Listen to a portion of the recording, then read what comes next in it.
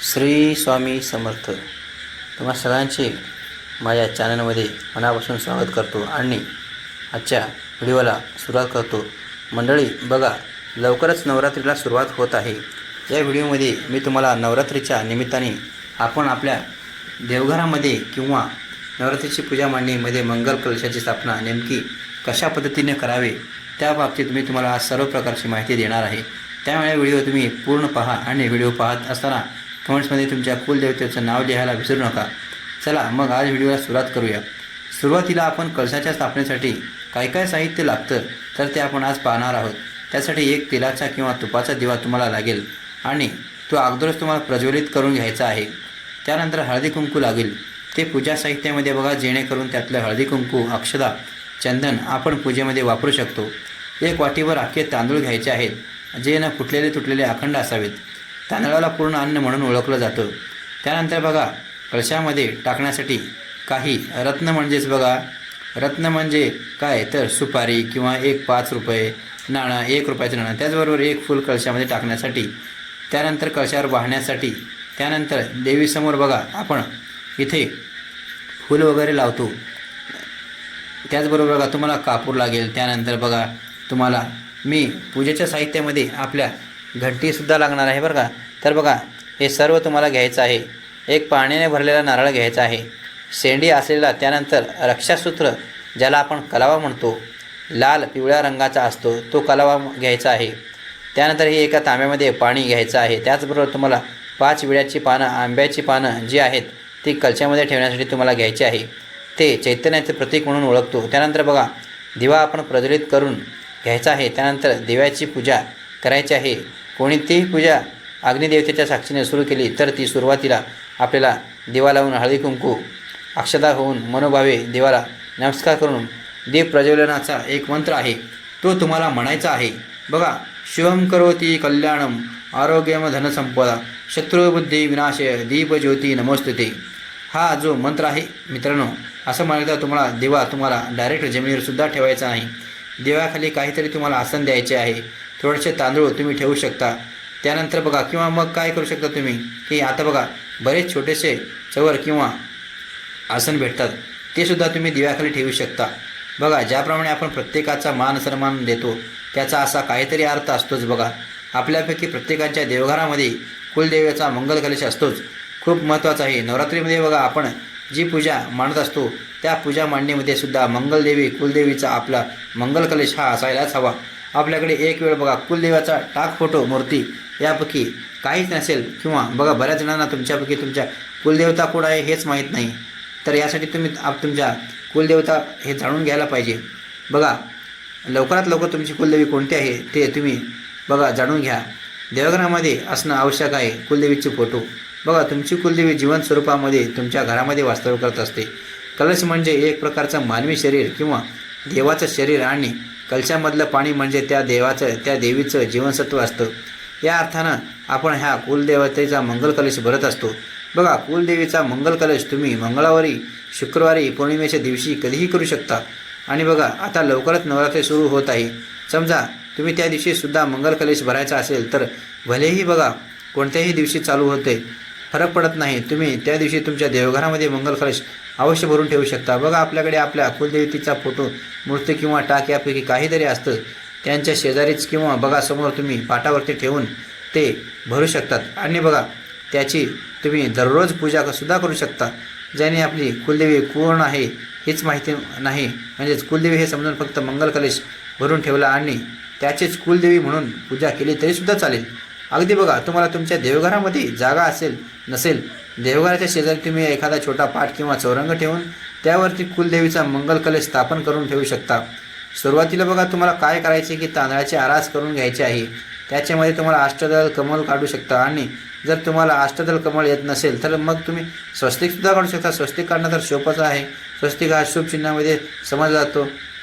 बघा, तुम्हाला तेही शक्य नसेल तर मग तांदळाची गोलाकार पद्धतीने रास करून थोडीशी ती हाताने चपटी करायची, जेणेकरून बघा त्याच्यावरती मंगल कलश अगदी व्यवस्थितपणे बसू शकतं. ही तर सगळ्यांना करता येतं. बघा, कमळ तयार करून घ्यायचं आहे किंवा गोल सर्कल करून घ्यायचं आहे. त्याच्यावरती हळदी कुंकू वाहून तुम्हाला जो तुम्ही कलश स्थापनेचा तांब्या घेतलेला आहे तो तांब्या त्याच्यावरती ते पूर्णपणे तांब्याचाच असावा याची तुम्हाला काळजी घ्यायची आहे. आणि बघा तुम्ही त्याच्यावरती स्वस्तिकसुद्धा काढू शकता. आणि स्वस्तिक काढून झाल्यानंतर जी बाजूची आपली 2 उभ्या रेषा असतात त्यासुद्धा तुम्हाला मंगल कलशावरती काढून घ्यायच्या आहेत, जेणेकरून बघा ते स्वस्तिक जे आहे ना ते चिन्ह पूर्ण होतं. त्यामुळे बघा तुम्ही आता बघा मंगल कलश बऱ्याच ठिकाणी रेडीमेडसुद्धा सजवलेले सुद्धा मिळू शकतात. त्या ह्या पद्धतीचा सुद्धा तुम्ही कलश जो आहे तो तुम्ही भरून ठेवण्यासाठी वापरू शकता. तर बघा बऱ्याच जणांना कसं असतं की बघा कुलदेवी कोण आहे हे माहीतच नाही. तर तुम्हाला जर तुमची कुलदेवीच माहीत नाही मग कसं करायचं, बघा हा व्हिडिओ आपल्या चॅनलवरती लवकर येणार आहे. तांब्याचा पितळेचा किंवा कोणतेही कलश तांब्या जो असतो तो तुम्ही कलश म्हणून भरून ठेवू शकता. तर बघा इतर ज्या वेळेस आपण पूजा वगैरे काही करत असतो ना त्यावेळेस बघा तुम्ही मंगल कलश आहे ना आपण आज स्थापन करतच असतो. मंगल कलश दिवा दीप प्रज्वलनानेच आपण हे सर्व करत असतो. त्यामध्ये आता मी सांगतो बघा काय करायचं ते. कलशामध्ये बघा तुम्हाला शुद्ध पाणी भरायचं आहे. त्याच्यामध्ये तुम्हाला हळदी कुंकू अक्षता चंदन पावडर सुपर पाणी टाकायचं, फुल ठेवायचं. त्यानंतर बघा पेटचा कापूर तुम्हाला टाकायचा आहे.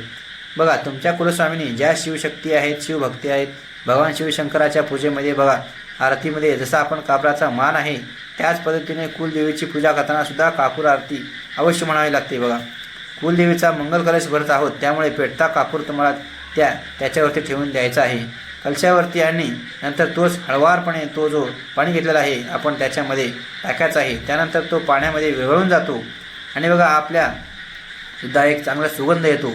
त्यानंतर ते पाणी तुम्हाला घरामध्ये शिंपडण्यासाठी वापरायचं आहे. जे तुम्ही कलशातलं पाणी बदलता तर त्यावेळेसुद्धा हा अतिशय चांगल्या पद्धतीचा सुवास जो आहे तो तुम्हाला पाहायला मिळेल. बघा कलशामध्ये आपण जे काही पान वगैरे ठेवतो नारळ ठेवतो थोडंफार ते पाण्यामध्येच बुडालेलं असतं. मग त्याला कधी कधी वास येतो तर खराब असतं. मग नाईलाज आपण ते पाणी जे आहे ना ते झाडाला ओतून द्यावं. मग बघा काही मंगल कार्यासाठी किंवा घर पवित्र करण्यासाठी पूजेची जागा पवित्र करण्यासाठी ते पाणी वापरायचं असेल तर तुम्ही कापूर त्यामध्ये अवश्य टाका. भलेही बघा तुमच्या कुलस्वामिनी कोणती असेल पण मग तिचा कलश भरताना तुम्ही त्यामध्ये कापूर टाकायलाच हवा. बघा चैतन्याचे प्रतीक म्हणून आपण मंगल कलशामध्ये 5 विड्याची पाने किंवा 5 आंब्याची पानंसुद्धा लावण्याची पद्धत आहे. बघा तुमच्या पद्धतीनुसार तुम्हाला जे शक्य होईल ते तुम्ही लावू शकता. त्यानंतर बघा लाल पिवळ्या रंगाचा धागा ज्याला कलाव रक्षासूत्र आपण म्हणतो तोही तुम्हाला बांधून घ्यायचा आहे. बघा तो वासुकी नागाचे प्रतीक म्हणून हा धागा बघण्याची आपल्याला एक सामग्री ज्या ठिकाणी मिळते त्या ठिकाणी तुम्हाला तो अगदी सहज मिळून जाईल. त्यानंतर बघा तुम्हाला 5 पांढऱ्या रंगाचे कच्चे धागे एकत्रित करून सुद्धा तुम्ही घेऊ शकता आणि त्याच्या 5ही पदरांना तुम्ही हळदी कुंकू लावायचे, जेणेकरून बघा तो धागा जो आहे ना तो लाल पिवळ्या रंगाचा आज दिसेल. हा तुम्ही उपाय कशासाठी करू शकता, जर तुमच्याकडे कलावा नाही भेटला तर हा जो उपाय आहे तो तुम्ही करू शकता. बघा ह्याच्यानंतर तुम्ही वासुकी किंवा नागाचे प्रतीक म्हणून या कळशाच्या मुखाशी तुम्हाला तो बांधून घ्यायचा आहे. आणि बघा नारळ ठेवताना काय करायचं, नारळाची शेंडी जे ती वरच्या बाजूला करायची आणि देठ जो आहे ना तो वरती असेल अशा पद्धतीने नारळ तुम्हाला कळशामध्ये ठेवायचा आहे. आणि पाणी असेल तर नारळ तुम्हाला या ठिकाणी घ्यायचा आहे. आणि सर्व शेंड्या असतील म्हणजे पूर्ण न सोललेला नारळ या ठिकाणी तुम्हाला घ्यायचा नाही. बघा जे नारळाची पुढची बाजू असेल जी दिशा असेल ती समोर ठेवणार असाल त्या बाजूला तुम्ही कुंकवाचा किंवा चंदनाचा गंध लावावा. बघा जेणेकरून आपली कुलदेवी साक्षात आपल्या समोर बसलेली आहे असा अनुभव आपल्याला येईलच. इतकं खूप सोपं पद्धत आहे कलश स्थापनेची. आणि बघा कलश कोणत्या बाजूने ठेवायचा हा जर तुम्हाला वाटत असेल तर कलश बघा बऱ्याच वेळा कुठल्या बाजूला ठेवायचा हा बऱ्याच जणांना माहीत नसतो. त्यामुळे बघा कलश हा आपल्या डाव्या बाजूला म्हणजे बघा देवीच्या उजव्या बाजूला ठेवावा आणि गणपती बाप्पाच्या सुद्धा उजव्या हाताला ठेवावा. तर बघा तर असं काय नाही की तुम्ही डाव्या बाजूला सुद्धा ठेवू शकता, उजव्या बाजूला सुद्धा ठेवू शकता. मधोमध जागा नसेल तर मधोमध समोर बाजूला सुद्धा तुम्ही ठेवू शकता. बघा यामागचं शास्त्र काय आहे मी तुम्हाला सांगतो. कलश म्हणजे काय तर एक गोलाकार आणि उभट असं पात्र असतं. कौटुंबिक आणि सामूहिक शुभकृत्य त्याचबरोबर धार्मिक विधीमध्ये कलशाला अतिशय प्रतिष्ठेची मान सन्मान आहे बरं का. कलशाचे शितेंद्र जलसंभव पवन अग्नी यजमान कोशंभव सोम आदित्य विजय असे 9 प्रकार असून विजय कलश हा पीठाच्या म्हणजेच पूजेच्या मध्यभागी स्थापन करण्याची पद्धत आहे. बघा बाकीचे कलश आपण पूर्व पश्चिम वायू आग्नेय नैऋत्य उत्तर किंवा दक्षिण अशा क्रमाने स्थापन करू. बघा यावरून बघा तुम्हाला एक गोष्ट लक्षात आली असेल की कैलास आपण देवाच्या किंवा देवीच्या डाव्या बाजूने किंवा उजव्या बाजूने स्थापन केलेला कलश मध्यभागी स्थापन केला काही फरक पडत नाही. त्यामुळे बघा तुमचा जो काही गैरसमज असेल डाव्या बाजूला ठेवा की उजव्या बाजूला ठेवावा या ठिकाणी आता तुमच्या शंका जी आहे तर ती तुमची मिटली असेल. त्यामुळे बघा कळशाची स्थापना करून झाली की कळशाच्या डोक्यात म्हणजेच नारळावरती थोडंसं हळदी कुंकू चंदन अक्षदा एक फूल ठेवायचं आहे. त्याचबरोबर बघा मंगल स्थापनेचा मंत्र म्हणायचा आहे. ओम कलशदेवाय नमः. ओम कलशमुखे विष्णुकंठे रुद्रा समस्त्रिता मुलित्व तैत्व ब्रह्मादे मात्रगण स्मरता. म्हणजेच काय कलशामध्ये ब्रह्मा विष्णू महेश त्याचबरोबर बघा मात्रगण सुद्धा समाविष्ट आहेत. अशा अर्थाचा हा मंत्र जो आहे तो तुम्हाला म्हणायचा आहे. हा मंत्र तुम्हाला जर म्हणता येणार नाही तर त्यांनी ओम कुलदेवताय नमः किंवा ओम कलशी देवताय देवभ्यो नमः एवढाच मंत्र म्हटला तरीसुद्धा चालेल. त्यानंतर कलशाला तुम्हाला मनोभावे नमस्कार करायचा आहे. कलशाला धूप दीपाने ओवाळून घ्यायचा आहे. घंटीसुद्धा वाजवायची आहे. आपल्या कुलस्वामीची सुद्धा तुम्हाला ओम कुलदेवताय नमः किंवा तुळजाभवानी माताय नमः किंवा तुमची जी कुलदेवी असेल तिचा तुम्ही नाव घेऊ शकता. बघा ओम श्री रेणुका देवै नमः.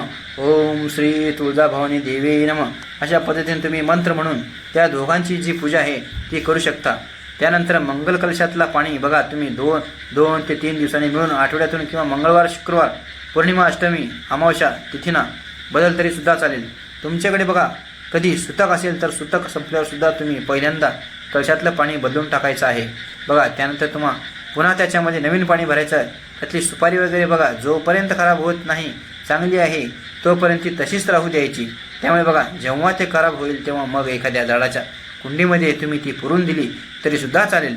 बघा पानसुद्धा बघा प्रत्येक वेळी लावणं शक्य नसेल तर तुम्ही कळशावर फक्त नारळ ठेवला तरीसुद्धा चालेल. बघा कळशाखाली जे काही तांदूळ असतात जेव्हा बघा तुम्हाला वाटेल की काळपट झालेला आहे खराब झालेला आहे तेव्हा तुम्ही ते पक्ष्यांना खायला देऊ शकता आणि त्या ठिकाणी दुसरे तांदूळ तुम्ही जे आहे ते तुम्ही ठेवू शकता. कळशातलं जे काही पाणी आहे ते कापूर टाकल्यामुळे सुगंधित राहतं. त्यामुळे बघा तुमच्यापैकी कोणी कापूर टाकत नसेल किंवा लक्षात राहत नसेल तर त्याच्या आवडीचा हा विषय असणार आहे. त्यामुळे ते पाणी जेव्हा तुम्हाला बदलायचं असेल तेव्हा ते पाणी चांगलं असेल तर मग तुम्ही घरामध्ये शिंपण्यासाठी पूजेची जागा पवित्र करण्यासाठी तुम्ही वापरू शकता. कळशालाही तुम्हाला ते वापरायचं नसेल तुम्ही ते बघा एका झाडाला घालून तरीसुद्धा चालेल. बघा पाणी ज्यावेळेस बदलतात त्यावेळेस कलशसुद्धा बघा चांगल्या पद्धतीने तुम्हाला स्वच्छ करून घ्यायचं आहे. आणि बघा पुन्हा याच पद्धतीने तुम्हाला नवीन कलशाची जसं मी व्हिडिओत सांगितलं आहे तशा पद्धतीने तुम्हाला कलशाची स्थापना करून घ्यायची आहे. म्हणजे काय होईल बघा कलशावरच्या नारळाच्या बाबतीमध्ये बघा नारळ नेमका कधी बदलायचा बघा जोपर्यंत नारळ चांगल्या अवस्थेमध्ये असेल म्हणजेच त्याच्यामध्ये पाणीसुद्धा भरपूर आहे. पाणी जेव्हा आटेल त्याच वेळेस तुम्हाला तो बदलायचा आहे. बघा नारळाच्या वरच्या शेंडा काढायच्या आणि नारळ वाढवायचा म्हणजेच काय तर तो तुम्ही फोडायचा. त्यामध्ये खोबरं तेल चांगलं असेल तर ते तुम्ही प्रसाद म्हणून खाऊ शकता. घरातल्या मंडळीने त्या खोबऱ्याचे प्रसाद आहे ते तुम्ही देऊ शकता. बघा तुम्हाला नुसतंच खायचं नसेल तर मग काहीतरी एखादा गोडाचा पदार्थ बनवून सुद्धा तुम्ही त्यामध्ये खोबऱ्याचा वापर करू शकता. त्यामुळे बघ काय होईल बघा नारळाचा वाढवला समजा तो खराब झाला तर तो नारळ पावला असे समजून तुम्ही हे करायचं. मग तो बघा नारळ बघा तुम्ही अशा पद्धतीने एखाद्या ठिकाणी टाकून द्या की ज्या ठिकाणी कोणी तो ओलांडणार नाही.